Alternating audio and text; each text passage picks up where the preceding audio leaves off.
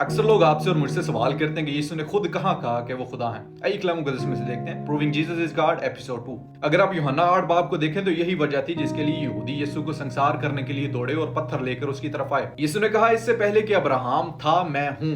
He said I am।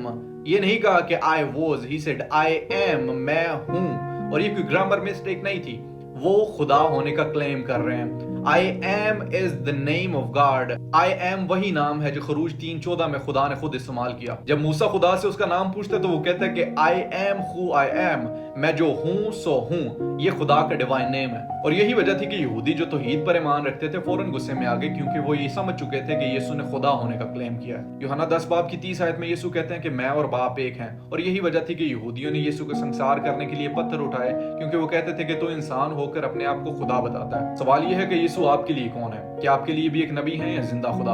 Please answer करिएगा। May God bless you.